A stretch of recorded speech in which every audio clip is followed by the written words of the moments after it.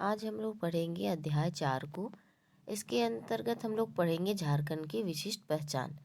इसमें झारखंड की सामाजिक स्थिति, सांस्कृतिक स्थिति, राजनीतिक स्थिति, आर्थिक स्थिति और धार्मिक विशेषताएं एवं पहचान को हम लोग पढ़ेंगे। इसमें पहला चैप्टर है झारखंड की सामाजिक स्थिति। जनजातियों में गोत्र व्यवस्था का महत्वपूर्ण स्थान होने के कारण गोत्र का नाम पशु पक्षी या वनस्पति के नाम पर होते हैं। जनजातियों के मध्य बहिर्गोत्रीय विवाह प्रथा का प्रचलन होने के कारण ये अपने गोत्र में विवाह नहीं करते हैं। समान गोत्र में विवाह करने पर सामाजिक बहिष्कार की सजा दी जाती है, जिसे बिटलाहा कहा जाता है। क्या कहा जाता है? बिटलाहा कहा जाता है। सभी जनजातियों के वैवाहिक संस्कार का एक समान नहीं होता है। क्या होता है? वैवाहिक संस्कार एक समान नहीं होता है। क्षेत्र विशेष में इसे अलग अलग नामों से जाना जाता है, जैसे गोलाइटी बापला, सादाई बापला, सांगा बापला, लभित्रे सरोरात आदि। ठीक है। जातियों में विवाह को क्या कहा जाता है? बापला कहा जाता है। लगभग सभी जनजातियों में विवाह के अवसर पर वधू मूल्य देने की प्रथा है। ठीक है। विशेष परिस्थितियों में वधू मूल्य वापस करने का भी चलन देखा जाता है। इसके मध्य एकल विवाह का प्रचलन होता है।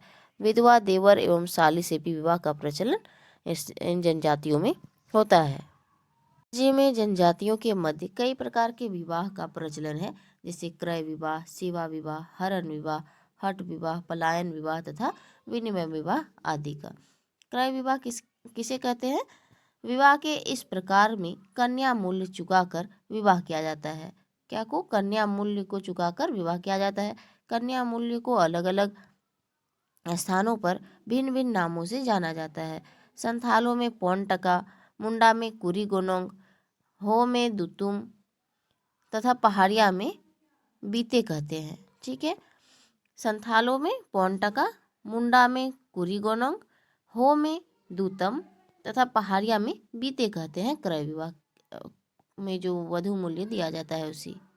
हम लोग पढ़ेंगे सेवा विवाह को। यह विवाह वधू मूल्य प्रदान न करने की दशा में होता है। क्या होता है? वधू मूल्य अगर प्रदान नहीं किया गया तो इसे सेवा विवाह कहा जाता है। वधू मूल्य के रूप में वर वधू के माता पिता की सेवा का संकल्प लेता है। कौन लेता है? वर लेता है वधू की माता पिता का संकल्प। इसके अंतर्गत वर को 5 वर्ष तक ससुराल में रहना पड़ता है। सेवा विवाह का प्रचलन मुंडा, बिरहोर और संथाल समाज में देखा जाता है। हम लोग पढ़ेंगे हरण विवाह को। कन्या को अपहरण कर उससे विवाह हरण या अपहरण विवाह कहलाता है। क्या करके? उसको अपहरण करके लाया जाता है। इसमें घर से बाहर सार्वजनिक स्थल पर लड़की को पसंद कर विवाह किया जाता है। यह एक प्रकार का प्रेम विवाह ही होता है। यह प्रथा बिरहोर, खरिया, मुंडा तथा सौरिया पहाड़िया आदि जनजातियों में प्रचलित विवाह। इस विवाह में लड़का और लड़की के बीच प्रेम संबंध होना आवश्यक नहीं होता है। किसी लड़के को पसंद करने पर लड़की बिना किसी को बोले स्वयं उसके घर जाकर रहने लगती है तथा इस दौरान वह कुछ भी खाती पीती नहीं है और अपने शरीर को नुकसान पहुंचाते हैं। यह प्रथा मुंडा, हो, खरिया, बिरहोर आदि जनजातियों में पाई जाती है। पलायन विवाह। इस विवाह में युवक युवतियां आपस में विवाह करना चाहते हैं, लेकिन उसके घर वाले तैयार नहीं होते हैं, तो ऐसी स्थिति में ये घर से भाग जाते हैं।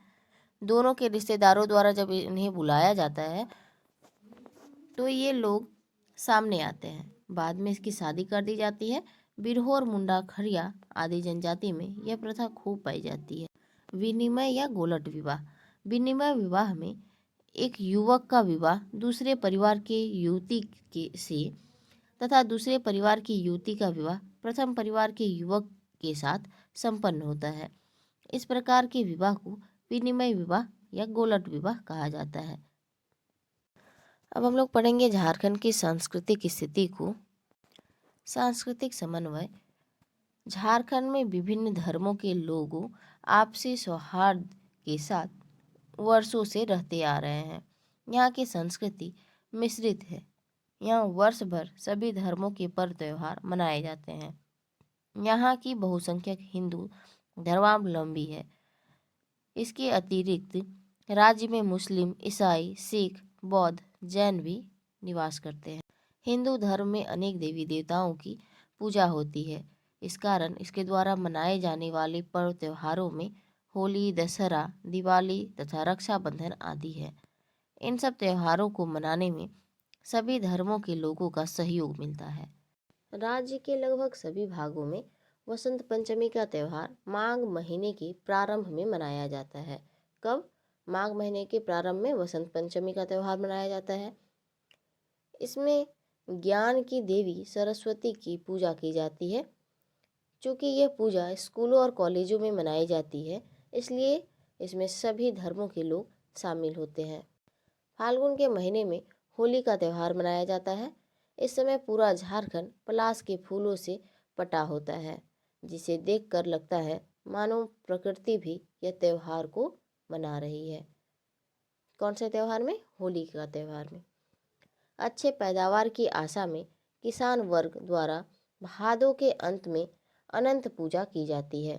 इसके बाद आश्विन महीने में माँ भगवती की आराधना का त्यौहार दुर्गा पूजा या दशहरा मनाया जाता है। दशहरा के 10वें दिन मेला आदि का आयोजन भी किया जाता है। कार्तिक के महीने में माँ लक्ष्मी की पूजा का त्यौहार दीपावली मनाया जाता है। इस दौरान बाजारों में रौनक होती है। पूरा राज्य दीपक के प्रकाश से जगमगा उठता है। दीपावली की रात्रि में आतिशबाजी भी की जाती है। कार्तिक के महीने में ही सूर्य देवता की आराधना का पर्व छठ मनाया जाता है। किस महीने में? कार्तिक महीने में। इसमें महिलाएं और पुरुष नदियों में स्नान और तर्पण करते हैं। महिलाएं उपवास रखती है। छठ व्रत के नियम कठोर हैं, इसलिए इस त्यौहार में स्वच्छता और पवित्रता का विशेष ध्यान रखा जाता है। रक्षाबंधन भाई बहन के रिश्ते को मान्यता देने वाला त्यौहार है। यह त्यौहार लगभग सभी धर्मों में मान्य हो चुका है। इस त्यौहार में भाई बहन को रक्षा का वचन देता है। कौन देता है? भाई देता है बहन को रक्षा का वचन, तथा साथ ही बहन भी भाई के लंबे जीवन की कामना करती है। महाशिवरात्रि के त्यौहार में महिलाएं अपने पति के लंबे जीवन के लिए उपवास रखती है। फाल्गुन कृष्ण चतुर्दशी को महाशिवरात्रि का त्यौहार मनाता है। मकर संक्रांति का त्यौहार जनवरी के महीने में सूर्य के उत्तरायण होने पर मनाया जाता है। भादो माह के कृष्ण पक्ष की अष्टमी को श्री कृष्ण जन्माष्टमी का त्यौहार मनाया जाता है। इस अवसर पर विभिन्न स्थानों में बाल गोपाल के वस्त्रों से सजे बच्चे कृष्ण की झांकी का मनोहारी रूप दिखाते हैं। रांची और हजारीबाग में रामनवमी का त्यौहार अत्यंत धूमधाम के साथ मनाया जाता है। राम, लक्ष्मण, सीता और हनुमान की झांकियाँ पूरे शहर में निकाली जाती है। इस दौरान सभी हिंदू घरों में बजरंगी झंडा लगाया जाता है। राज्य में मुस्लिम धर्मावलंबी भी अपने त्यौहार को पूरे हर्ष के साथ मनाते हैं। राज्य में ईद मुस्लिमों का सबसे बड़ा त्यौहार है। इस अवसर पर मस्जिदों में नमाज अदा की जाती है तथा लोग एक दूसरे से गले मिलकर मुबारकबाद देते हैं। इसके अतिरिक्त बकरीद, मुहर्रम तथा शब बारात आदि अन्य त्यौहार भी पूरे उल्लास के साथ मनाया जाता है। झारखंड में निवास करने वाली ईसाई धर्मावलंबियों का सबसे महत्वपूर्ण त्यौहार बड़ा दिन या क्रिसमस है। इस दौरान चर्चों एवं गिरजाघरों को सजाया जाता है। दूसरे राज्यों में रोजगाररत ईसाई भी इस दौरान अपने घरों में लौट आते हैं। इसके अतिरिक्त ये गुड फ्राइडे तथा पाम संडे आदि का त्यौहार भी मनाते हैं। राज्य का सिख समुदाय वैसाखी, लोहड़ी, गुरु नानक जयंती और प्रकाश पर्व आदि त्यौहार मनाता है। जैन धर्मावलंबियों महावीर जयंती तथा बौद्ध धर्मावलंबी बुद्ध पूर्णिमा का त्यौहार मनाते हैं। राज्य के जनजातीय समुदाय में मुख्य रूप से कर्मा, सोहराय, सरहुल, देवउठान, जनी शिकार आदि त्यौहार पूरे हर्षोल्लास के साथ मनाया जाता है। झारखंड में मिश्रित संस्कृति का रूप दिखाई देता है। यहाँ की मूल संस्कृति जनजातीय संस्कृति है। यहाँ की मूल संस्कृति जनजातीय संस्कृति है। इस संस्कृति ने जब से बाह्य संस्कृति को अंगीकार किया है, तब से इस संस्कृति में भी कुछ बदलाव आए हैं। वर्षों से वनों और पहाड़ों में रहने वाली जनजाति का अपना गीत संगीत तथा जीवन शैली रहा है। बाह्य संपर्क के कारण जनजातियों को सुखद और स्वच्छ जीवन शैली अपनाने की प्रेरणा मिली। जनजाति धर्म और समाज को सबसे अधिक हिंदू धर्म ने प्रभावित किया। किसने किया? हिंदू धर्म ने सबसे ज़्यादा प्रभावित किया जनजातियों के धर्म और समाज को, क्योंकि इसके व्यवहार और परंपरा में काफ़ी समानताएं मिलती थी। बौद्ध और जैन धर्मों में जीवन की दार्शनिक परिभाषा ने जनजातीय समाज को अपनी ओर आकर्षित किया। जैन धर्म ने अपने पांव इस क्षेत्र में जमा लिए। इन सबों के पश्चात राज्य में ईसाई धर्मावलंबियों का आगमन हुआ। ईसाइयों ने अपने सेवा भाव, शिक्षा और धार्मिकता के बल पर स्वयं को यहाँ स्थापित कर लिया। इसके द्वारा बड़ी संख्या में जनजातीय समाज का ईसाईकरण। इस प्रकार अन्य संस्कृति के प्रभाव में आकर जनजातीय संस्कृति में धीरे धीरे परिवर्तन दृष्टिगोचर होने लगा। आर्थिक रूप से संपन्न झारखंड में 19वीं शताब्दी की शुरुआत में उद्योग और नगरों का विकास होने लगा। कब होने लगा? 19वीं शताब्दी में झारखंड में उद्योग और नगरों का विकास होने लगा। फलतः राज्य के बाहर के लोग यहाँ आकर बसने लगे। सरकार के वन भूमि से संबंधित कठोर कानूनों के कारण जनजाति समाज भूमिहीन हो गया और अन्य धर्मों के महत्व से अवगत कराया। इस प्रकार जनजातियों की परंपराओं एवं मान्यताओं में व्यापक परिवर्तन हुए, जो खान पान, रहन सहन और वेशभूषा में दृष्टिगोचर होने लगा। अब हम लोग पढ़ेंगे राज्य के प्रमुख पर्व एवं त्यौहार को। भारतीय समाज में विविधता की झलक यहाँ के पर्व त्योहारों में दिखाई देता है। पठारी राज्य झारखंड में भी इससे अछूता नहीं है। जनजातीय प्रधान राज्य होने के कारण यहाँ विभिन्न प्रकार के पर्व त्योहार मनाए जाते हैं। ये पर्व त्योहार समान रूप से ग्रामीण और नगरीय दोनों क्षेत्रों में मनाए जाते हैं। हम लोग पढ़ेंगे फगुआ को। यह त्यौहार समस्त झारखंड में फाल्गुन माह की पूर्णिमा को मनाया जाता है। कब मनाया जाता है? फाल्गुन माह की पूर्णिमा को मनाया जाता है। चैत माह की प्रथम तिथि को संवत काटने के लिए आदिवासी समुदाय सेमल डाली पाहन के माध्यम से गाड़कर उसे जलाते हैं। उसे दूसरे दिन खान पान और नृत्य संगीत का कार्यक्रम होता है। रात को लगाई गई आग के राख को सुबह अपने ललाट पर लगाते हैं तथा शेष राख को अपने खेतों में डालते हैं। इसके पश्चात अपने पितरों का तर्पण नदी तालाब में करते हैं। यहाँ से लौटकर ये हड़िया का तापन कर मुर्गे की बलि चढ़ाई जाती है। शाम के समय अबीर गुलाल एक दूसरे को लगाया जाता है और आपसी वैमनस्य को भुलाने के लिए अपील की जाती है। रात्रि में फगुआ गीतों का गायन होता है।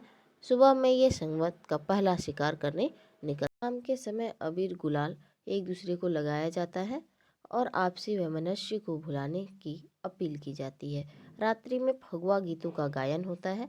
सुबह में ये संवत का पहला शिकार करने निकल। सरहुल यह जनजातीय समुदाय का प्रमुख त्यौहार होता है। यह चैत्र शुक्ल तृतीया को मनाया जाता है। यह पर्व नए वर्ष की शुरुआत का प्रतीक माना जाता है। कौन सा पर्व? सरहुल। तथा वसंत ऋतु के दौरान मनाया जाता है। यह कब मनाया जाता है? वसंत ऋतु के समय में सरहुल का पर्व मनाया जाता है। सरहुल का शाब्दिक अर्थ साल की पूजा है। इस त्यौहार में प्रकृति की पूजन की जाती है। मुंडा जनजाति के लोग इस त्यौहार को सरहुल, उरांव जनजाति के लोग खद्दी तथा संथाल जनजाति के लोग इसे बाहा कहते हैं। यह त्यौहार साल के वृक्षों में नए फूल खिलने पर मनाया जाता है। पाहन की मुख्य भूमिका इस त्यौहार में होती है। पूजा प्रारंभ होने के पूर्व पाहन की पत्नी पाहन के पैर धोती है एवं उसे आशीर्वाद लेती है। पूजा समाप्त होने पर गांव के युवक पाहन को कंधे पर बिठाकर उसके घर ले जाते हैं। यहाँ पाहन की पत्नी पाहन का पैर धोकर स्वागत करती है। तब पाहन अपनी पत्नी तथा ग्रामीणों को साल का फूल देता है तथा साथ ही साथ फूलों को प्रत्येक घर में लगाता है, जिसे क्या कहा जाता है? फूलखोशी कहा जाता है। पाहन पूजा समाप्त होने के बाद ग्रामीणों को प्रसाद के रूप में हड़िया का वितरण करता है। समस्त ग्रामीण नाच गान के साथ धूमधाम से सरहुल का त्यौहार मनाते हैं। पूजा प्रारंभ होने से एक सप्ताह पहले घड़े में पानी रखा जाता है, जिसे देखकर पाहन वर्षा की भविष्यवाणी करता है। मंडा पर्व यह त्यौहार वसंत ऋतु और गर्मियों की अवधि के बीच मनाया जाता है। यह त्यौहार महादेव की पूजा और भक्ति का प्रतीक है। यह त्यौहार आदिवासियों और सदानों के मध्य समान रूप से वैशाख महीने की अक्षय तृतीया को मनाया जाता है। मंडा पर्व कब मनाया जाता है? अक्षय तृतीया को मनाया जाता है, जो वैशाख माह में आती है। इस त्योहार में घर का एक सदस्य व्रत रखता है, जिसे भक्ता कहा जाता है। साथ ही माँ या बहन उपवास रखती है, जिसे सुक्ताइन कहा जाता है। यह पर्व रात्रि जागरण के साथ शुरू होता है। इस दौरान भक्ता का कठोर नियमों का पालन करना होता है। इन भक्तों को रात में नंगे पांव आग के अंगारों पर चलना होता है। इसे फुलखुंदी कहा जाता है। नंगे पांव जो आग के अंगारों में चलता है, उसे क्या कहा जाता है? फुलखुंदी कहा जाता है। दूसरे दिन भोक्ता लोग चरक डांग में झूलते हैं, जिसे धुआंसी कहा जाता है। चरक डांग में जो झूलते हैं उसको धुआंसी, और नंगे पांव आग के अंगारों पर चलते हैं उसे फुलखुदी कहा जाता है। मंडा पर्व राज्य के ग्रामीण क्षेत्रों में धूमधाम से मनाया जाता है। यह पर्व नृत्य संगीत के कार्यक्रमों का आयोजन होता है। इसमें छौ नृत्य का क्या होती है? प्रमुख होती है। कौन से नृत्य? छौ नृत्य प्रमुख। कदलेटा भादो महीने में कर्मा त्योहार के पहले मेढकी भूत को शांत करने हेतु कदलेटा पूजा किया जाता है। इस हेतु पाहन पूरे गांव से चावल इकट्ठा करता है तथा हड़िया का उठान करता है। भेलुआ, साल, केंद आदि की डालियां अखरा में रखकर पूजा की जाती है। साथ ही हड़िया का तापन चढ़ाया जाता है एवं मुर्गी की बलि दी जाती है। मिट्टी के हांडे में टहरी बनाया जाता है एवं इसका प्रसाद सभी लोगों में वितरित होता है। अखरा से डालियों को पूजा के बाद ग्रामीण अपने अपने खेतों में लेकर गाड़ते हैं, जिससे खेत में लगी फसल रोग मुक्त रह सके। अखरा में डाली के पास बैठकर सभी बहनें पूजा करती है। इसमें खीरे का बेल सांकेतिक रूप से चढ़ाया जाता है। यहाँ कर्म की कथा पाहन लोगों को सुनाया जाता है, जो कर्मा धर्मा आदि 7 भाइयों की कहानी होती है। कर्मा त्योहार से पहले सभी लड़कियां नदी के बर्तनों में बालू लाती है तथा इसमें 7 प्रकार के अनाज बो दिए जाते हैं। इन अनाजों में जौ, गेहूँ, मकई, उड़द, कुर्थी, चना तथा मटर होते हैं, जिसे जावा कहा जाता है। इस जावा को लड़कियां अपने बालों में लगाती है। पूजा समाप्त होने पर कर्म की डाली को नदी, तालाब आदि में विसर्जित किया जाता है। इस पर्व को सदानों द्वारा भी पूरे उत्साह के साथ मनाया जाता है। सोहराई सोहराई पशुओं का श्रद्धा अर्पित करने की त्यौहार है। यह झारखंड, छत्तीसगढ़, उड़ीसा आदि राज्यों में मनाया जाता है। त्योहार वाले दिन उपवास रखते हैं और पशुओं को नहलाते हैं। यह त्यौहार कार्तिक माह की अमावस्या को मनाया जाता है। गौशाला तथा उसके मार्गों को सजाया जाता है। रात्रि में पशुओं के सींग पर सिंदूर एवं तेल लगाया जाता है और काले रंग की मुर्गी की बलि दी जाती है। कौन से त्यौहार में? सोहराई के पर्व में। गाय, बैलों, बकरियों आदि के घर में प्रवेश करने के पश्चात गौरैया देवता की पूजा की जाती है। चावल के आटे का घोल बनाकर पशुओं के शरीर पर मुहर लगाकर सजाया जाता है। इसके पश्चात महिलाओं द्वारा इसकी आरती उतारी जाती है। अंत में प्रत्येक परिवार के पशुओं को गाजे बाजे के साथ घर से बाहर निकालकर दौड़ाया जाता है।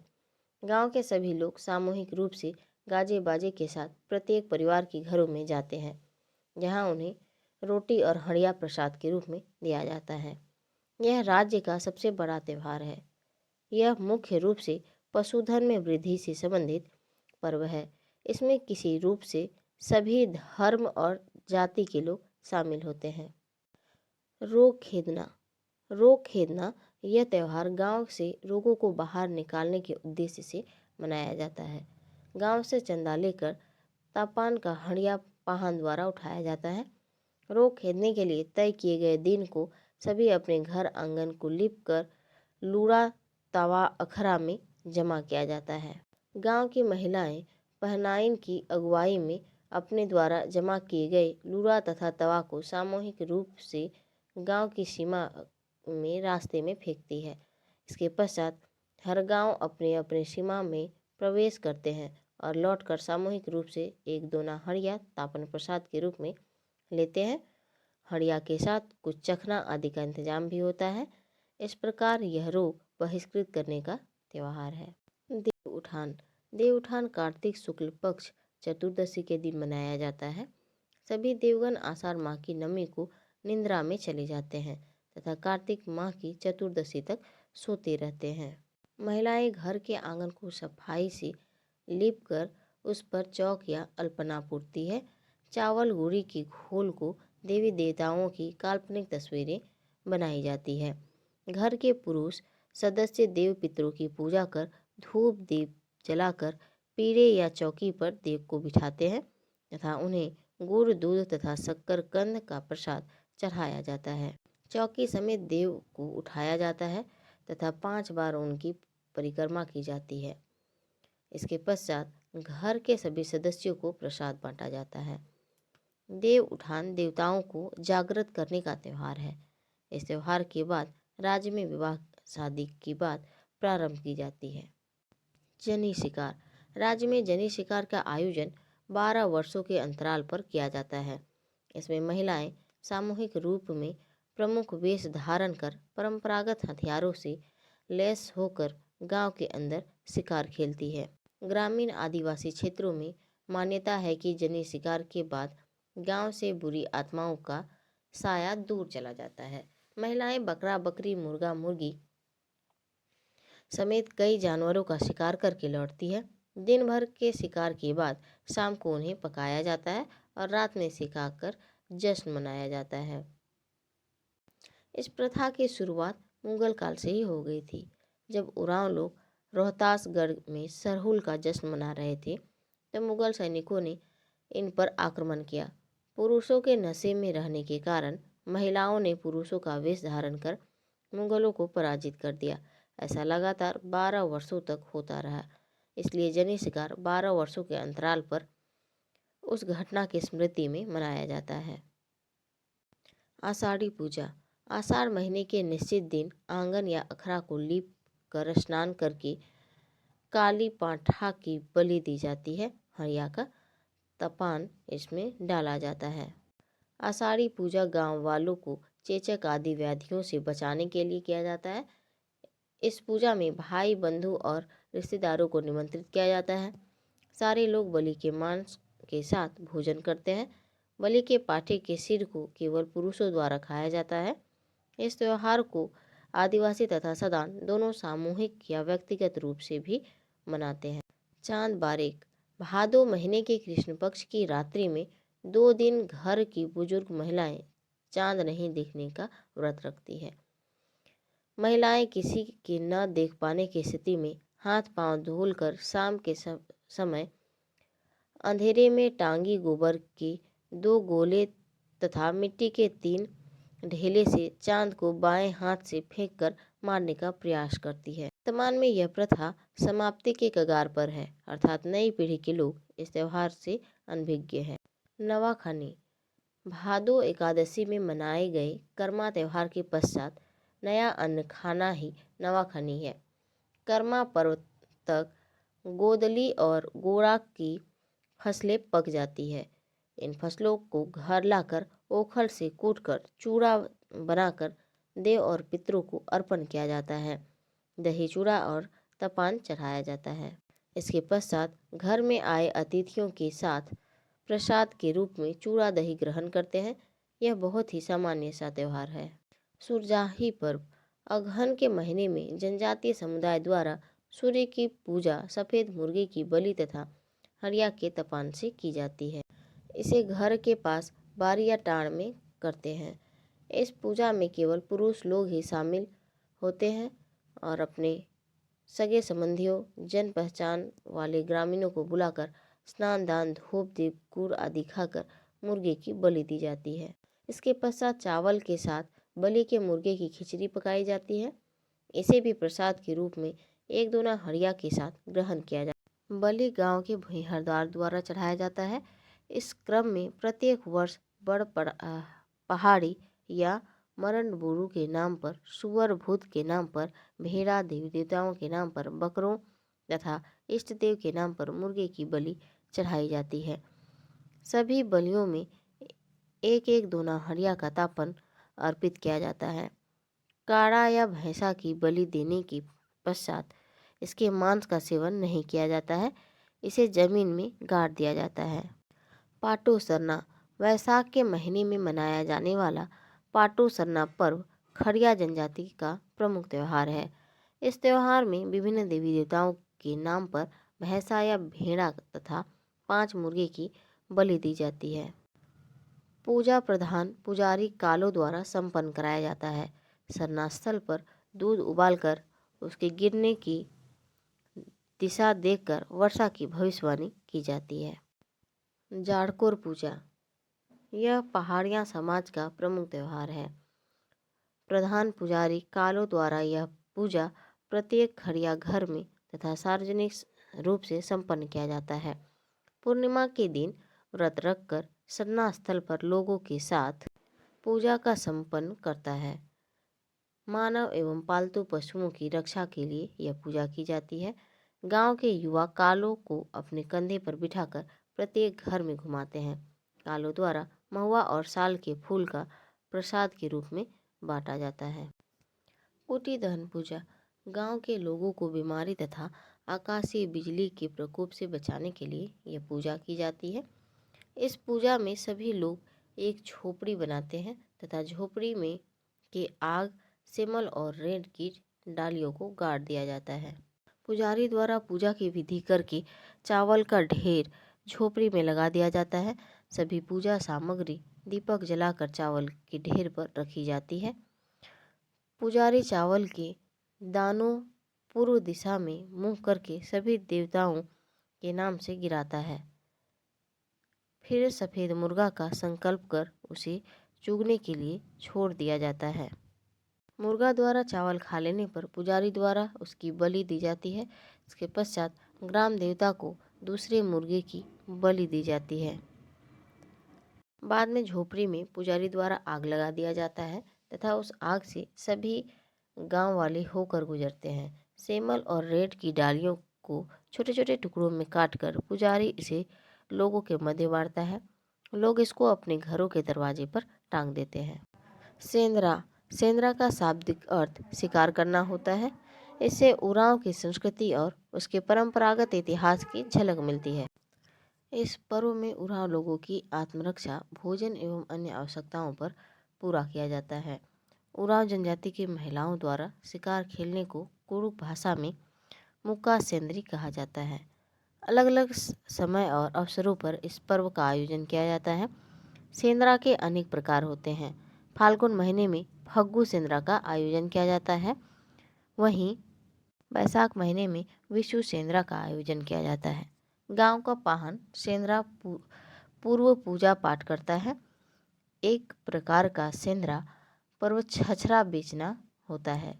इसमें सिकरा नामक पक्षी के विशेष सहयोग से आयोजित किया जाता है।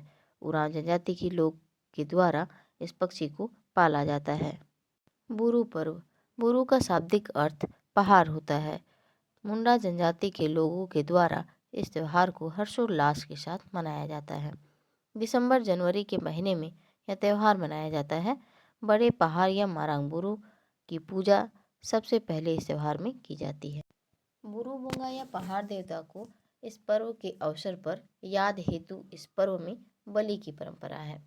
सुकुन बुरु, मारांग बुरु, हाई बुरु, पहाड़ी बुरु आदि स्थानों पर यह त्यौहार मनाया जाता है। माघ पर्व रांची जिले के कई प्रखंडों में मुंडा जनजाति द्वारा माघ पर्व को मनाया जाता है। माघ के महीने में इस त्यौहार को मनाया जाता है। जतरा या मेला का आयोजन भी इस त्यौहार के अवसर पर किया जाता है। इस पर्व को झंडा पर्व भी कहते हैं। अखुआ के फूल के वृक्षों से झड़ने से पहले इस त्यौहार को मनाना आवश्यक होता है। इस दिन धांगर या श्रमिक के कार्य की अवधि समाप्त होती है तथा आने वाले साल में कार्य के लिए इनका नवीकरण किया जाता है। रोटी, अरसा, पीठा आदि खिलाकर धांगर को तय मूल्य चुकाकर विदा किया जाता है। इस प्रकार यह त्यौहार मुख्य रूप से कृषि श्रमिकों की विदाई का त्यौहार है। बोरा बलौंजी पर्व चैत माह की समाप्ति पर बोरा बलौंजी पर्व मनाया जाता है। इसको गोंदली के बीज तथा बेरा धान बोने के पहले मनाया जाता है। संपूर्ण गांव की अनुष्ठानिक सफाई तथा त्योहार के समय की जाती है। इसके लिए गांव के प्रत्येक घर से पुराने या टूटे हुए बर्तन, झाड़ू, टूटे हुए हल आदि को एक जगह पर जमा कर गांव की सीमा के बाहर फेंक दिया जाता है। इस त्योहार के आयोजन के अवसर पर चावल, दाल, गोईठा आदि लाने गांव के लोग बाहर जाते हैं तथा गांव की सीमा के बाहर भोजन पकाते हैं। दिन भर बाहर रहने के बाद शाम को ग्रामीण गांव वापस लौट आते हैं तथा इसके अगले दिन खेतों में गोदली तथा बोएरा धान बोया जाता है। हेरो अंगा त्योहार। बोरा बलुंजी त्योहार के समाप्त होने के 1 महीने के बाद यह त्योहार मनाया जाता है। ग्राम देवता को एक बकरे की बलि देवरी द्वारा इस त्योहार में दी जाती है तथा साथ ही फसलों को नुकसान से बचाने की प्रार्थना भी की जाती है।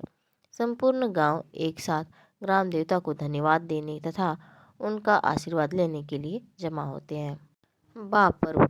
बा पर्व हो जनजातियों का प्राकृतिक के स्वभाव और गतिविधियों के अनुरूप जाड़े के मौसम के जाते जाते वसंत के आगमन के साथ मनाया जाता है। यह पर्व साल के फूल को आधार मानकर प्रकृति को सम्मान देने का त्यौहार है। साल के वृक्षों में जब फूल अपने प्रारंभिक अवस्था में रहता है तब हो समाज के लोग साल के फूल की आराधना करते हैं। यह त्यौहार 3 दिनों तक मनाया जाता है। सबसे पहले बांगुरी के दिन घर आंगन की लिपाई पुताई की जाती है। दूसरे दिन मरंगबा का पर्व होता है। तीसरे दिन बामसी मनाया जाता है। इसमें पूर्वजों, मृत आत्माओं एवं देवताओं के नाम पर दाल, भात या हंडिया चढ़ाया जाता है। बा पर्व के साल के फूल को घर में लाना वर्जित होता है। अयप्पा पूजा। रांची में निवास कर रहे दक्षिण भारतीय लोगों द्वारा यह त्यौहार मनाया जाता है। इस पर्व का आयोजन दिसंबर के महीने में श्री अयप्पा पूजा समिति एवं प्रीति शास्ता समिति के द्वारा किया जाता है। धार्मिक अनुष्ठान के साथ साथ इस त्यौहार थाला बोली और चेंदा मेलम मुख्य आकर्षण का केंद्र होता है। इस त्यौहार में चकायर कूद की प्रस्तुति होती है। यह केरल की पारंपरिक कला है। इस पर्व में चेंदा मेलम कंसर्ट के साथ दक्षिण भारतीय नृत्य की भी प्रस्तुति होती है। झारखंड के प्रमुख मेले। झारखंड के विभिन्न क्षेत्रों में विभिन्न अवसरों पर मेले का आयोजन करने की परंपरा रही है। ग्रामीणों द्वारा ग्रामीण क्षेत्रों में मेला में परंपरागत सामानों का क्षेत्र व्यापक होता है, जबकि शहरी क्षेत्रों में मेला का स्वरूप व्यापक होता है तथा ये मेले पूरी तरह से आधुनिक होते हैं। ब्रिटिश शासन के दौरान झारखंड के जनजातीय क्षेत्रों में खास मेले का आयोजन प्रशासन की ओर से किया जाता था। ब्रिटिश प्रशासकों के लिए जनजातीय सांस्कृतिक परंपरा से अवगत होने के माध्यम से मेला भी हुआ करते थे। राज्य के ग्रामीण क्षेत्रों में मेला के लिए जतरा शब्द का प्रयोग किया जाता है। इन मेलों या जतरा में झारखंडी संस्कृति के दर्शन किए जा सकते हैं। राज्य की संस्कृति में मेलों का स्थान महत्वपूर्ण माना जाता है। राज्य में आयोजित किए जाने वाले प्रमुख मेले निम्न हैं। हिजला मेला। प्रत्येक वर्ष फरवरी माह के शुक्ल पक्ष में हिजला मेला दुमका से लगभग 4 किलोमीटर दूर हिजला पहाड़ के ढलान पर बहती मयूराक्षी नदी के तट पर संथालों द्वारा आयोजित किया जाता है। अंग्रेज उपायुक्त द्वारा 1890 ईस्वी में शुरू किए गए सरकारी मेले का प्रमुख उद्देश्य संथालों की सामाजिक, आर्थिक और सांस्कृतिक स्थिति का मूल्यांकन करना था। वर्तमान में हिजला मेला का प्रमुख उद्देश्य राज्य सरकार द्वारा किए जा रहे विकास कार्यक्रमों की जानकारी जन साधारण को पहुंचाना है। साथ ही मेले में आए किसानों को कृषि के उन्नत तौर तरीकों से परिचित कराना है। विभिन्न खेलकूद प्रतियोगिताएं, गीत संगीत, कृषि प्रदर्शनी, विभिन्न नृत्यों व नाटकों का प्रदर्शन आदि इस मेले का प्रमुख आकर्षण है। यह मेला सप्ताह भर चलता रहता है। शाम के समय में नृत्य संगीत के कार्यक्रम चलते हैं, जिनमें सांस्कृतिक दलों पर लांगड़े, दोन, पैकाहा और सोहराई आदि जनजातीय नृत्य संगीत की प्रस्तुति की जाती है। मेले के अवसर पर पड़ोसी राज्य से लोक कलाकारों को बुलाया जाता है। मेले में तीरंदाजी, कबड्डी, 3 पैर की दौड़, जलेबी रेस, सुई धागा रेस आदि मनोरंजन खेलों का आयोजन किया जाता है। श्रावणी मेला प्रत्येक वर्ष सावन के महीने में देवघर में श्रावणी मेला का आयोजन होता है। यह विश्व की सर्वाधिक अवधि वाला मेला है। इस मेले में बाबा धाम के मेले के रूप में भी जाना जाता है। देवघर का बाबा धाम हिंदू धर्म के 12 ज्योतिर्लिंगों में से एक है। प्राचीन मान्यता अनुसार त्रेता युग में लंकापति रावण द्वारा शिवलिंग को लंका ले जाने के क्रम में उनकी यहाँ स्थापना हुई। बाबा धाम के मंदिर की स्थापना 1556 ईस्वी में बैजू नामक व्यक्ति ने की थी। इस मंदिर में स्थापित शिवलिंग को कामना लिंग भी कहा जाता है। प्रत्येक वर्ष सावन के महीने में श्रद्धालु कांवरिया के रूप में बिहार के भागलपुर के सुल्तानगंज से गंगा जल लेकर पैदल 108 किलोमीटर की दूरी तय कर बाबा धाम स्थित शिवलिंग पर जल चढ़ाते हैं। वर्तमान में यह मेला काफ़ी लोकप्रिय हो चुका है। यह दुनिया का सबसे लंबा धार्मिक मेला है। विदेशों के लोग भी इस मेले में शामिल होते हैं। सावन के महीने में 50 से 55 लाख श्रद्धालु बाबा धाम आते हैं। श्रावण मेला में भारत के अलग अलग प्रांतों की भाषा और संस्कृति की झलक तो दिखती ही है। पड़ोसी देश नेपाल और भूटान की कांवरियाँ का जत्था मिल जाता है। इस दौरान कांवरियों की अलग अलग परंपरा नजर आती है। जब तक जरमुंडी नामक स्थान में अवस्थित बासुकीनाथ धाम का दर्शन और पूजन नहीं किया जाता है, तब तक बाबा धाम की यात्रा को पूर्ण नहीं माना जाता है। मार्ग में अनुसुईया पहाड़ के दुर्गम रास्तों से गुजरना पड़ता है। इस मेले में महिला, किशोर और युवाओं की बड़ी संख्या में उपस्थिति होती है। जगन्नाथपुर मेला झारखंड की राजधानी रांची से दक्षिण की ओर 10 किलोमीटर दूर 250 फीट ऊंचा जगन्नाथ मंदिर अवस्थित है। इस मंदिर का निर्माण 1691 ईस्वी में बड़कागढ़ के शासक ठाकुर एनीनाथ शाहदेव ने इस मंदिर का निर्माण करवाया था। प्रत्येक वर्ष जगन्नाथ मंदिर परिसर में रथ यात्रा के उपलक्ष्य में आषाढ़ द्वितीया के अवसर पर विशाल मेले का आयोजन किया जाता है। मंदिर के निर्माण के साथ ही जगन्नाथपुर में रथ यात्रा एवं मेले का आयोजन ठाकुर एनीनाथ शाहदेव के शासनकाल से ही प्रारंभ हुआ था। परंपरानुसार रथ यात्रा में पूजन और रथ खींचने में शाहदेव परिवार के लोग सहभागिता करते हैं। इस रथ यात्रा में मेले में भगवान जगन्नाथ, बलभद्र और सुभद्रा को नंदी रथ पर चढ़ाया जाता है। इसके बाद उनके रथ को श्रद्धालुओं द्वारा खींचकर मौसी बाड़ी लाया जाता है। यहाँ 9 दिन रहने के पश्चात रथ भगवान जगन्नाथ, बलभद्र और सुभद्रा को वापस लेकर लौट आता है। रथ के मौसी बाड़ी से वापस लौटने को घुड़ती रथ कहा जाता है। रथ यात्रा के दिन भगवान जगन्नाथ के दर्शन के लिए श्रद्धालुओं का सुबह से आना प्रारंभ हो जाता है। दोपहर तक आसपास के गांवों, कस्बों और राज्य के अन्य भागों से लाखों श्रद्धालुओं मेले में आते हैं। मेले में धनुष बाण, बांस का छाता, खजूर के पत्तों की चढ़ाई, पशु पक्षी, तवा कढ़ाई लेकर पारंपरिक वाद्य यंत्र जैसे मांदर, नगाड़ा, ढोल, झांझ, बांसुरी आदि बिक्री मुख्य रूप से होती है। मौत का कुआं, सर्कस, बड़ा झूला तथा अन्य खेल तमाशे आदि मेले का मुख्य आकर्षण होता है। मुड़मा मेला NH-75 रांची डाल्टनगंज मार्ग पर रांची से 28 किलोमीटर दूर मुड़मा नामक गांव में मुड़मा जतरा या मेला का आयोजन प्रत्येक वर्ष दशहरे के दिन के बाद किया जाता है। इस मेले के प्रारंभ का पता नहीं है। यह एक ऐतिहासिक मेला है। लोक गीतों में मुड़मा जतरा का प्रारंभ उरांव लोगों के रोहतासगढ़ छोड़कर झारखंड आने से जोड़कर देखा जाता है। उरांव के इस क्षेत्र में आने से मुंडा जनजाति से उनका संघर्ष हुआ। बाद में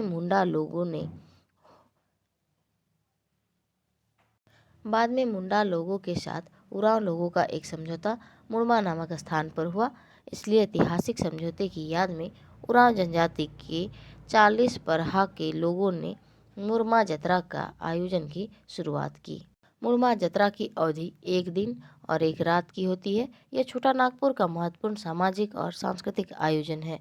मुंडमा गांव का पाहन ग्रामीणों के साथ जतरा स्थल पर आता है। पाहन पारंपरिक रूप से जतरा खूटा स्थल पर सरगुजा के फूल के साथ देवता का आह्वान कर पूजन करता है। इस दौरान गांव के सभी घरों में परिवार पूजा भी किया जाता है। इसमें सफ़ेद, रंगुआ और काले रंग के मुर्गे की बलि देते हैं। मुरमा जतरा में 40 परहा के लोग दोपहर बाद अपने परहा के प्रतीक चिन्हों के साथ नाचते गाते जतरा स्थल में प्रवेश करते हैं। अपने परहा का प्रतीक चिन्ह के साथ एक व्यक्ति अपने परहा दल के आगे आगे चलता है। काठ के हाथी, घोड़े, बाघ, चीता, मगर, मछली, रंपा चंपा आदि इन प्रतीक चिन्हों में शामिल होता है। इन परहा समूहों के मेले में प्रवेश एवं जतरा खूटे की परिक्रमा के साथ ही इस मेले का समापन हो जाता है। टूसू मेला।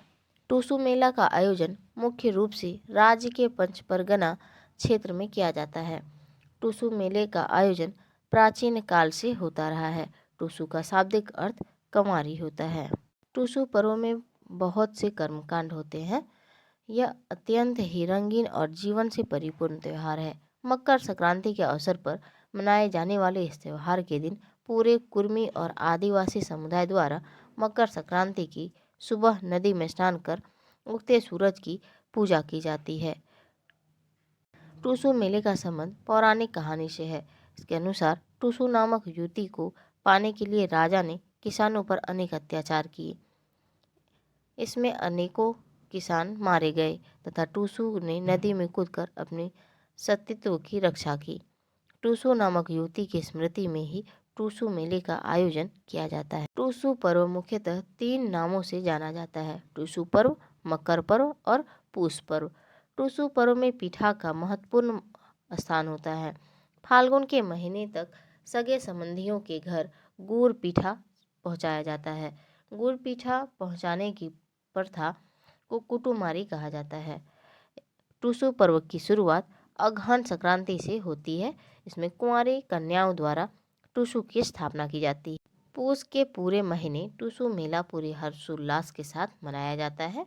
पूरे 2 महीने अलग अलग स्थानों पर, विशेष कर नदी के किनारे, टुंगरी पहाड़ियों और धार्मिक स्थलों पर टूसू मेले का आयोजन होता है। रामरेखा मेला। रामरेखा धाम राज्य के सिमडेगा जिला मुख्यालय से 26 किलोमीटर दूर एक पवित्र स्थान है। ऐसी मान्यता है कि भगवान श्री राम, माता सीता और लक्ष्मण ने वनवास के दौरान इस स्थल का भ्रमण किया था तथा कुछ समय के लिए प्रवास भी किया था। रामरेखा धाम में प्रतिवर्ष कार्तिक पूर्णिमा के दिन 3 दिवसीय मेले का आयोजन किया जाता है। रामरेखा गुफा के अंदर छत में खींची लकीरें ही राम रेखा कहलाती है। धाम में पौराणिक शिवलिंग, गुप्त गंगा, धनुष कुंड, सीता का चौका, श्याम वर्ण का शंख आदि दर्शनीय है। इसके अतिरिक्त राम रेखा धाम परिसर में ही शिवालय, गरुड़ स्तंभ, हनुमान मंदिर के साथ साथ राम रेखा बाबा की समाधि स्थल भी बनाया गया है। राम रेखा धाम में वर्ष पर्यंत श्रद्धालु पहुंचते हैं, लेकिन कार्तिक और माघ पूर्णिमा के अवसर पर बड़ी संख्या में श्रद्धालु पहुंचते हैं। राम रेखा मेले के अवसर पर जिला प्रशासन द्वारा कवि सम्मेलन और नागपुरिया सांस्कृतिक कार्यक्रमों का आयोजन किया जाता है। भूतों का मेला लगभग 100 वर्ष पुराना सुविख्यात देवी धाम पलामू जिले के हैदर नगर में अवस्थित है। प्रत्येक वर्ष चैत मास की प्रतिपदा से पूर्णिमा तक 15 दिनों का भूत मेला लगभग 2 एकड़ में फैले देवी धाम परिसर में आयोजित किया जाता है। स्थानीय लोगों के अनुसार यहाँ के भगवती धाम पर भूतों को पकड़ा और भगाया जाता है। यहाँ शैतानों और बुरी आत्माओं को चिल्लम में बांधकर काबू में कर लिया जाता है। इस मेले में हर ओर अंधविश्वास का बोलबाला नजर आता है।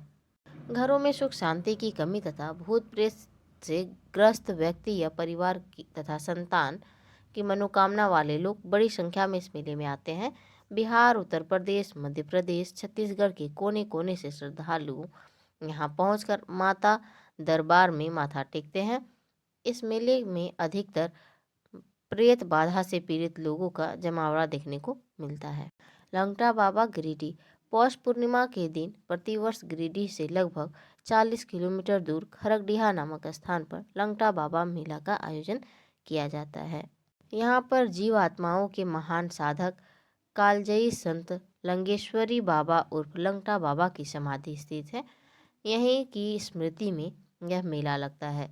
लोग यहाँ अपनी मनोकामना पूर्ण करने के लिए आते हैं। सभी मौसम में केवल एक वस्त्र धारण करने के लिए इनका नाम लंगटा बाबा पड़ा। इनकी समाधि पर हिंदू पूजा करते हैं जबकि मुसलमान चादर चढ़ाते हैं, इसलिए इन्हें राज्य की सांझी संस्कृति का पर्याय माना जाता है। मेले में अनेक सांस्कृतिक एवं धार्मिक कार्यक्रमों का आयोजन भी किया जाता है। करमदाहा मेला जामताड़ा। ऐतिहासिक करमदाहा मेला का आयोजन प्रतिवर्ष मकर संक्रांति के अवसर पर नारायणपुर के करमदाहा नामक स्थान पर किया जाता है। करमदाहा मेले का ऐतिहासिक महत्व है। स्थानीय लोगों के अनुसार यह मेला 17वीं सदी के मध्य से लग रहा है। प्राचीन समय में राजा शिकार के लिए करमदाहा आया करते थे। एक बार कर्ण नामक राजा को शिकार करते वक्त बराकर नदी के दह से दुखिया महादेव शिवलिंग मिला, इसलिए इस स्थान का नाम कर्णदाहा पड़ा, जो कालांतर में परिवर्तित होते होते करमदाहा हो गया है। करमदाहा मेले का खाजा बहुत लोकप्रिय है। एक एक खाजा का वजन 2 से 3 किलो तक का होता है। मेले में लोहे से बने सामानों की खूब बिक्री होती है। इस मेले में जामताड़ा के अतिरिक्त धनबाद, देवघर, गिरिडीह के लोग भी शामिल होते हैं।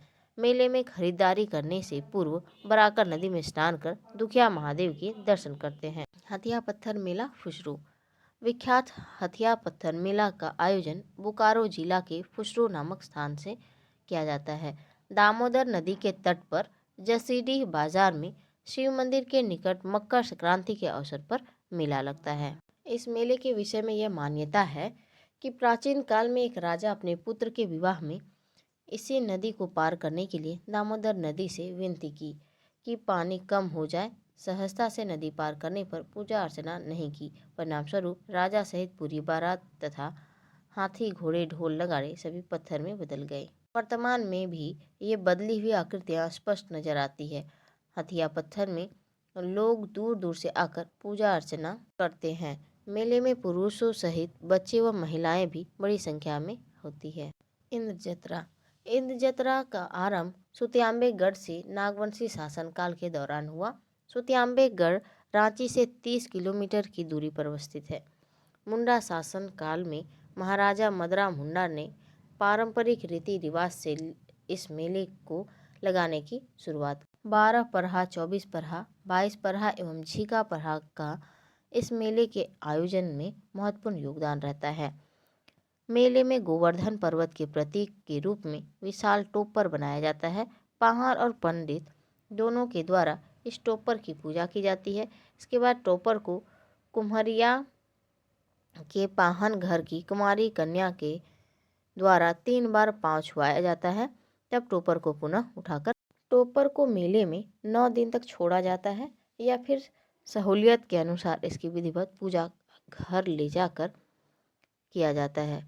करम पूजा के विसर्जन के बाद त्रयोदशी को इस मेले का आयोजन होता है। नुनबिल मेला। दुमका जिला के मछलिया प्रखंड के नुनबिल नदी के तट पर मकर संक्रांति के पश्चात नुनबिल मेला लगता है। इस मेले में आने वाले श्रद्धालु नमक से माता नुनबिल की पूजा करते हैं। पारिया जनजाति के द्वारा शुरू किया गया यह मेला लोगों के आकर्षण का केंद्र रहता है।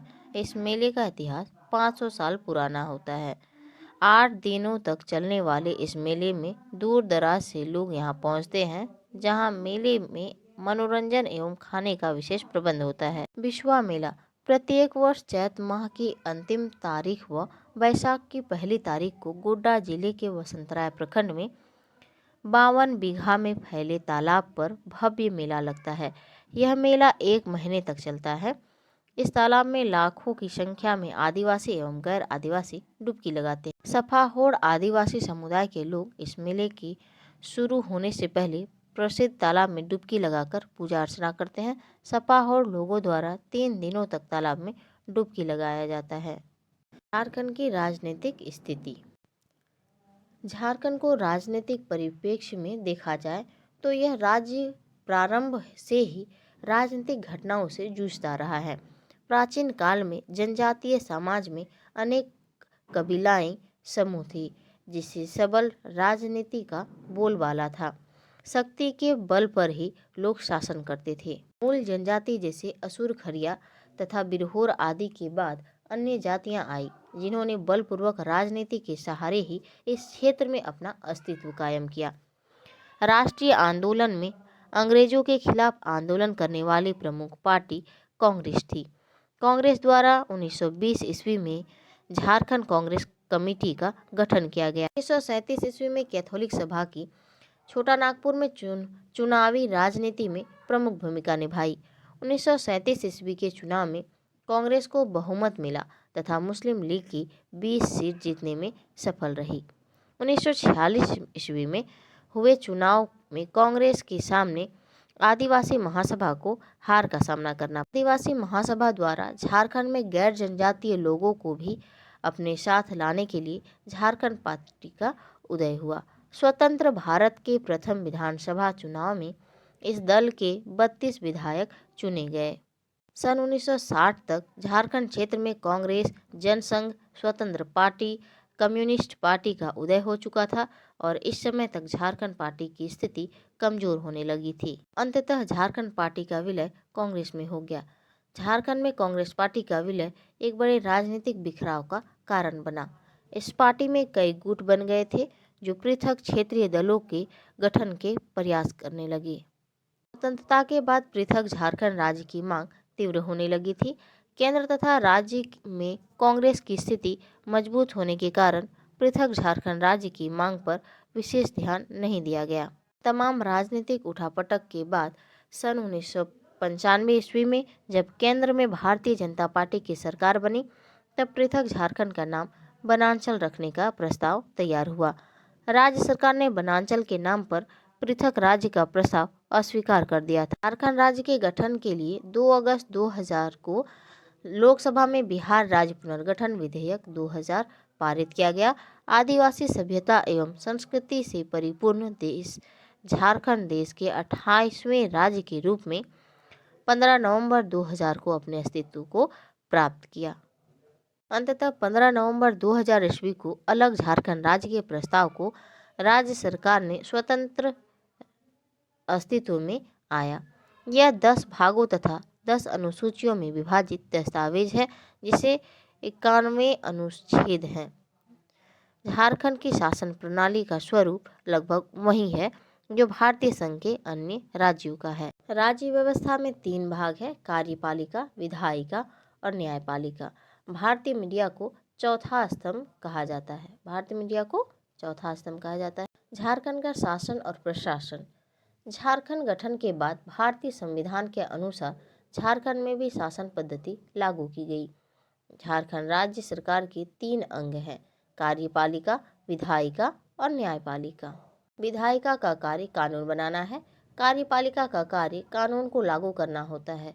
न्यायपालिका का कार्य कानून को लागू करने में आने वाली बाधाओं को दूर करना होता है। लोकसभा की 14 सीट में 5 अनुसूचित जनजाति के लिए, 1 सीट अनुसूचित जाति के लिए तथा 8 सीट सामान्य श्रेणी के लिए है। झारखंड राज्य में राजनीतिक सीटों का विवरण निम्न प्रकार से है। विधानमंडल एक सदनात्मक विधानसभा है। विधानसभा में कुल सदस्यों की संख्या 82 है। विधानसभा में निर्वाचित सदस्यों की संख्या 81 है। विधानसभा में मनोनीत सदस्य की संख्या 1 है, जो एंग्लो इंडियन के लिए है। विधानसभा में आरक्षण अनुसूचित जनजाति के लिए 28 है, अनुसूचित जाति के लिए 9 और सामान्य वर्ग के लिए 44 है और राज्यसभा में 6 सीट है। लोकसभा में 14 सीट है। लोकसभा में झारखंड राज्य की प्रतिनिधित्व अनुसूचित जनजाति 5 है, अनुसूचित जाति 1 है, सामान्य वर्ग 8 है। झारखंड में सबसे बड़ा संसदीय क्षेत्र सिंहभूम है। सबसे छोटा संसदीय क्षेत्र चतरा। कार्यपालिका राज्य की 3 प्रमुख इकाइयों में से एक प्रमुख इकाई माना जाता है। हम लोग जानेंगे राज्यपाल के बारे में। राज्य सरकार का संवैधानिक प्रधान राज्यपाल ही होता है। राज्य का समस्त प्रशासन राज्यपाल के नाम से ही चलाया जाता है। राज्य को कार्यपालिका, विधायिका तथा न्यायपालिका संबंधित अधिकार प्राप्त होते हैं। अनुच्छेद 153 से 162 तक किया गया है। संवैधानिक प्रमुख होने के बावजूद राज्यपाल को मंत्री परिषद की सलाह से ही काम करना पड़ता है। हालांकि राज्यपाल को कुछ विशेषाधिकार प्राप्त हैं।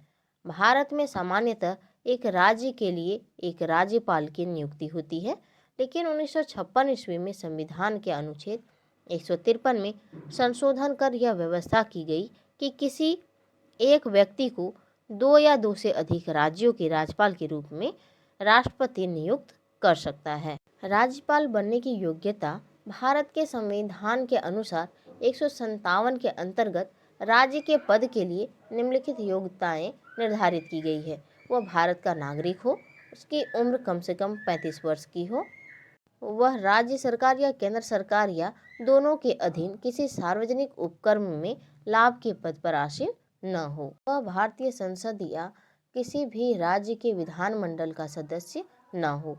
किसी ऐसे व्यक्ति जो भारतीय संसद या किसी भी विधानमंडल का सदस्य हो को राष्ट्रपति किसी राज्य के राज्यपाल के पद पर नियुक्त करते हैं, तो उस व्यक्ति को अपने नियुक्ति के तुरंत बाद ही सदस्यता से त्याग पत्र देना जरूरी होता है। राज्यपाल की नियुक्ति प्रधानमंत्री की सिफारिश पर राष्ट्रपति द्वारा 5 वर्षों के लिए किया जाता है। भारतीय संविधान के अनुच्छेद 156 के अनुसार राज्यपाल का कार्यकाल राष्ट्रपति के प्रसाद पर्यंत होता है। राज्यपाल का वेतन राज्य की संचित निधि से दिया जाता है। राज्यपाल को निःशुल्क आवास तथा अन्य सुविधाएं मिलती है। अनुच्छेद 158 के तहत राज्यपाल के वेतन, अधिकारों एवं सुविधाओं को उसकी पदावधि तक कम नहीं करने का प्रावधान है। राज्यपाल के अधिकार: कार्यपालिका संबंधी अधिकार, वैधानिक संबंधी अधिकार, वित्तीय संबंधी अधिकार, न्यायिक संबंधी अधिकार और विवेका अधिकार संबंधी आदि। राज्यपाल की नियुक्ति राष्ट्रपति द्वारा 5 वर्षों के लिए किया जाता है, किंतु उससे पहले किसी भी समय राष्ट्रपति उसे पदच्युत या पदमुक्त कर सकता है। राज्यपाल राष्ट्रपति के प्रसाद पर्यंत ही अपने पद पर बना रह सकता है। राज्यपाल को नियुक्ति करते समय राष्ट्रपति प्रधानमंत्री की सलाह मशवरा लेता है। राज्यपाल अपने राज्य के प्रमुख व्यक्ति होता है। राज्यपाल ही राज्य के मुख्यमंत्री की नियुक्ति करता है तथा वह मुख्यमंत्री की सलाह पर वह मंत्रिपरिषद के अन्य सदस्यों की भी नियुक्ति करता है तथा उन्हें पद एवं गोपनीयता की शपथ दिलाता है। राज्यपाल अपने राज्य से संबंधित राज्य के उच्च न्यायालय यानी हाईकोर्ट के मुख्य न्यायाधीश तथा अन्य न्यायाधीशों को पद एवं गोपनीयता का भी शपथ दिलाता है। राज्यपाल राज्य के विश्वविद्यालयों का कुलाधिपति होता है। राज्यपाल राज्य के उच्चाधिकारियों की नियुक्ति करता है। महाधिवक्ता राज्य लोक सेवा आयोग के अध्यक्ष तथा उसके सदस्यों की। राज्य के उच्च न्यायालय में न्यायाधीशों की नियुक्ति संबंधी परामर्श भी वह राष्ट्रपति को भेजता है। इसके अलावा अन्य पदाधिकारियों की नियुक्ति वह करता है। राज्यपाल राज्य विधानसभा में आंग्ल भारतीय समुदाय के सदस्य को मनोनीत करता है। विधानसभा में एक आंग्ल भारतीय को मनोनीत करता है। आम चुनाव के बाद विधानसभा का प्रथम अधिवेशन राज्यपाल के संबोधन के साथ प्रारंभ होता है। प्रत्येक वर्ष के प्रथम सत्र को भी राज्यपाल संबोधित करता है। राज्यपाल को राज्य विधानमंडल का सत्रावास करने, सत्र बुलाने तथा विधानसभा को विघटित करने का अधिकार प्राप्त है। राज्यपाल के हस्ताक्षर के बाद ही विधानमंडल द्वारा पारित कोई विधेयक, अधिनियम बनाता है। राज्यपाल राज्य के कानून के अंतर्गत किसी भी व्यक्ति को दिए गए दंड को समाधान, लघुकरण, निलंबन आदि में परिवर्तित कर सकता है। संबंधित राज्य में यदि संवैधानिक संकट उत्पन्न होता है तो ऐसी स्थिति में राज्यपाल अनुच्छेद 356 के तहत राष्ट्रपति को उस राज्य में राष्ट्रपति शासन लागू करने की सिफारिश कर सकता है। राज्यपाल राष्ट्रपति के प्रतिनिधि के रूप में राज्य का संचालन करता है। झारखंड राज्य के प्रथम राज्यपाल प्रभात कुमार थे, जो भारतीय प्रशासनिक सेवा से सेवानिवृत्त अधिकारी थे। प्रथम राज्यपाल प्रभात कुमार को पद एवं गोपनीयता की शपथ झारखंड के उच्च न्यायालय के तत्कालीन मुख्य न्यायाधीश न्यायमूर्ति विनोद कुमार गुप्ता ने दिलाई। राज्य के राज्यपाल प्रभात कुमार प्रथम राज्यपाल थे। 15 नवंबर 2000 से 3 फरवरी 2002 तक इनका कार्यकाल था। विनोद चंद्र पांडे जो कार्यवाहक के रूप में कार्य किए थे 4 फरवरी 2002 से 14 जुलाई 2002 तक। तीसरे राज्यपाल एम रमा जोइस थे 15 जुलाई 2002 से 11 जून 2003 तक। चौथे थे वेद प्रकाश मारवा 12 जून 2003 से 9 दिसंबर 2004 तक। पांचवें सैयद सिप्ती रजी 10 दिसंबर 2004 से 23 जुलाई 2009 तक। के शंकर नारायण 24 जुलाई 2009 से 21 जनवरी 2010 तक। MOS फारूक 22 जनवरी 2010 से 3 सितंबर 2011 तक। सैयद अहमद 4 सितंबर 2011 से 15 मई 2015 तक। द्रौपदी मुर्मू 18 मई 2015। मुख्यमंत्री एवं मंत्रिपरिषद। भारतीय संविधान के अनुच्छेद 163 के अनुसार राज्यपाल को उनके कार्यों में सहायता तथा सलाह देने के लिए एक मंत्रिपरिषद होगी जिसका प्रधान मुख्यमंत्री होगा। मुख्यमंत्री की नियुक्ति माननीय राज्यपाल महोदय या महोदया द्वारा किया जाता है। राज्य की कार्यपालिका शक्तियां राज्यपाल में सन्निहित है, परंतु वास्तविक रूप में ये शक्तियां मुख्यमंत्री की अध्यक्षता में मंत्रिपरिषद को प्राप्त है। मुख्यमंत्री पद के लिए भारतीय संविधान में कोई योग्यता निहित नहीं की गई है, परंतु मुख्यमंत्री के लिए यह आवश्यक है कि वह राज्य विधानसभा या विधान परिषद का सदस्य हो। राज्य विधानसभा या विधान परिषद का सदस्य न होने वाला व्यक्ति भी मुख्यमंत्री के पद पर नियुक्त किया जा सकता है, लेकिन इसके लिए आवश्यक है कि वह व्यक्ति 6 माह के अंदर राज्य विधानसभा या विधान परिषद के सदस्य निर्वाचित हो जाएं। मुख्यमंत्री सरकार का प्रधान, राज्यपाल का प्रमुख परामर्शदाता एवं विधानसभा का नेता होता है। मुख्यमंत्री मंत्रिपरिषद की बैठकों की अध्यक्षता करता है, साथ ही सामूहिक उत्तरदायित्व का पालन करता है। मुख्यमंत्री के लिए कोई एक निश्चित कार्यकाल नहीं होता है। मुख्यमंत्री अपने पद पर तब तक बना रहता है जब तक उसे विधानसभा का विश्वास प्राप्त रहता है। सामान्य परिस्थितियों में मुख्यमंत्री का कार्यकाल 5 वर्षों का होता है। झारखंड के प्रथम मुख्यमंत्री बाबूलाल मरांडी थे। मंत्रिपरिषद भारत के संविधान के अनुच्छेद 164 के अनुसार मुख्यमंत्री की नियुक्ति राज्यपाल करता है। मुख्यमंत्री की सहायता के लिए मंत्रिपरिषद होता है। मंत्रिपरिषद के सदस्यों की नियुक्ति राज्यपाल मुख्यमंत्री की सलाह पर करता है। अगर मंत्रिपरिषद का कोई सदस्य मंत्री बनने के समय राज्य विधानमंडल के किसी सदन का सदस्य नहीं हो तो उसे भी अगले 6 माह के अंदर विधानमंडल के किसी भी सदन की सदस्यता पाना मंत्री पद पर बने रहने के लिए अनिवार्य है। संविधान संशोधन 91 2003 में राज्य में मंत्रियों की कुल संख्या मुख्यमंत्री सहित विधानसभा सदस्यों की कुल संख्या का 15% से ज़्यादा नहीं होना चाहिए, किंतु इनकी न्यूनतम संख्या 12 होगी। 82 सदस्य झारखंड विधानसभा में मंत्रियों की अधिकतम संख्या मुख्यमंत्री सहित 12 है। मंत्रिपरिषद सामूहिक रूप से राज्य के विधानसभा के प्रति और व्यक्तिगत रूप से राज्यपाल के प्रति उत्तरदायी होती है। मंत्रियों की मासिक वेतन एवं भत्ता समय समय पर विधानमंडल द्वारा निर्धारित किया जाता है। प्रत्येक मंत्री पद ग्रहण से पूर्व राज्यपाल के सम्मुख पद एवं गोपनीयता की शपथ लेते हैं। मंत्रिपरिषद के कार्य। राज्य मंत्रिपरिषद संघ की मंत्रिपरिषद की भांति विभिन्न प्रकार की प्रशासनिक, विधायी तथा वित्तीय कार्यों का संपादन करती है। राज्य मंत्रिपरिषद राज्य प्रशासन का केंद्र एवं विधानमंडल का पथ प्रदर्शक होता है। मंत्रिपरिषद कार्यपालिका तथा विधायिका के बीच कड़ी का काम करती है। विधानसभा के प्रत्येक अधिवेशन के प्रारंभ में उसकी व्यवस्था से संबंधित सभी कार्यक्रम मंत्रिपरिषद के द्वारा तैयार किया जाता है। राज्य के विधानमंडल द्वारा बनाए गए किसी कानून को राज्य में लागू करना राज्य मंत्रिपरिषद की जिम्मेदारी है। राज्य की सभी महत्वपूर्ण नियुक्तियां राज्यपाल मंत्रिमंडल के परामर्श से करता है। संविधान के अनुच्छेद 164(1) के अनुसार मंत्रिपरिषद के सभी सदस्य राज्यपाल के प्रसाद पर्यंत अपने पद पर बने रहते हैं।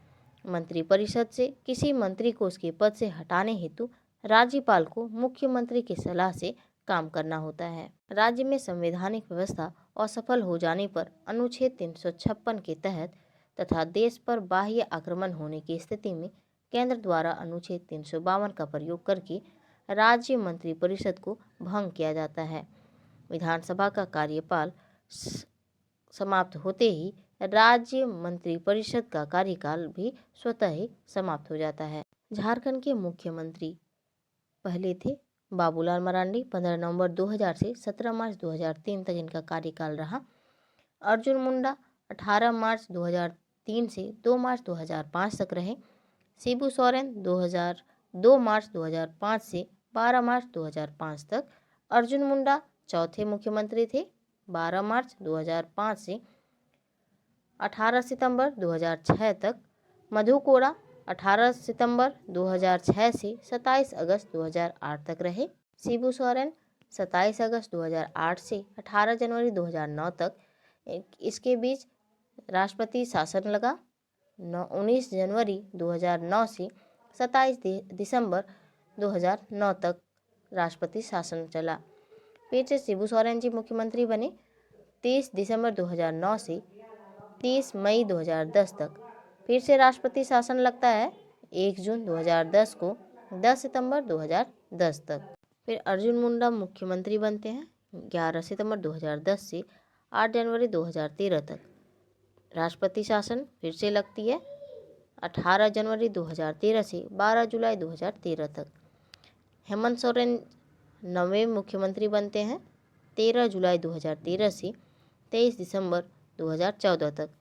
फिर से रघुवर दास 10वें मुख्यमंत्री 28 दिसंबर 2014 से 28 नवंबर 2019 तक। 11वें मुख्यमंत्री हेमंत सोरेन बनते हैं 29 नवंबर 2019 से अब तक के मुख्यमंत्री हेमंत सोरेन हैं। विधानसभा भारतीय संविधान के अनुच्छेद 170 के अंतर्गत राज्य में एक विधानसभा होने का प्रावधान किया गया है।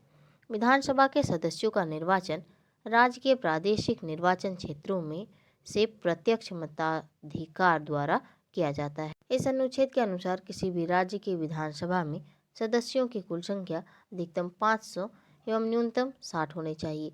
भारत में सिक्किम 32, गोवा 40, अरुणाचल प्रदेश 40 तथा मिजोरम 40 विधानसभा सदस्यों वाले राज्य हैं जो इस निगम के अपवाद हैं। विधानसभा के निर्वाचन क्षेत्र का निर्धारण परिसीमन आयोग के द्वारा समय समय पर किया जाता है। वर्तमान झारखंड में विधानसभा सदस्यों की संख्या 82 है, जिसमें 81 सदस्यों का निर्वाचन वयस्क मताधिकार के आधार पर होता है। झारखंड विधानसभा में एक सदस्य का मनोनयन राज्यपाल द्वारा एंग्लो इंडियन समुदाय के प्रतिनिधि के रूप में किया जाता है। विधानसभा का कार्यकाल 5 वर्षों का होता है, परंतु राज्य में आपात स्थिति लागू होने पर संसद के द्वारा इसकी अवधि 6 माह तक बढ़ाई जा सकती है। इसे पुनः 6 माह और बढ़ाया जा सकता है। इस प्रकार इसका कार्यकाल 1 वर्ष तक बढ़ाया जा सकता है। यह प्रावधान भारतीय संविधान के अनुच्छेद 172(1) में वर्णित है।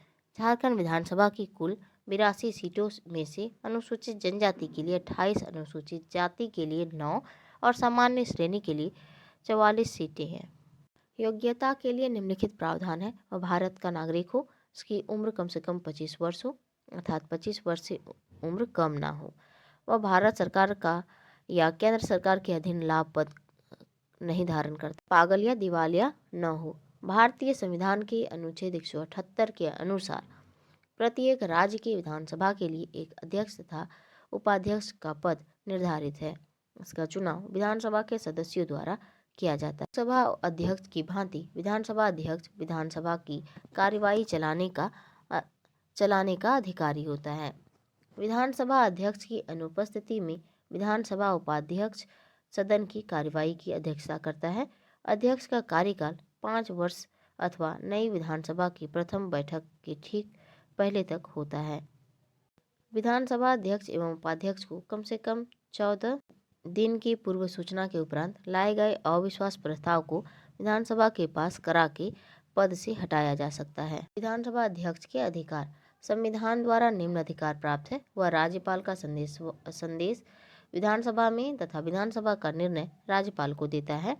किसी विधेयक में अगर पक्ष तथा विपक्ष का मत बराबर न हो तो अध्यक्ष मत विभाजन में भाग ले सकता है, लेकिन मत बराबर होने की स्थिति में विधानसभा अध्यक्ष विधेयक के लिए निर्णायक मत देता है। विधेयक दोनों सदन में पास हो जाने के बाद विधानसभा अध्यक्ष इस विधेयक पर पुनः हस्ताक्षर करता है।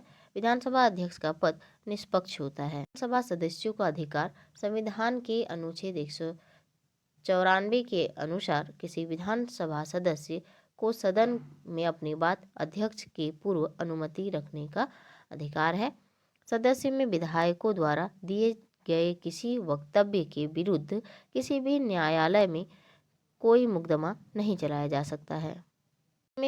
सदन में विधायकों को न्यायपालिका की आलोचना करने का अधिकार नहीं है।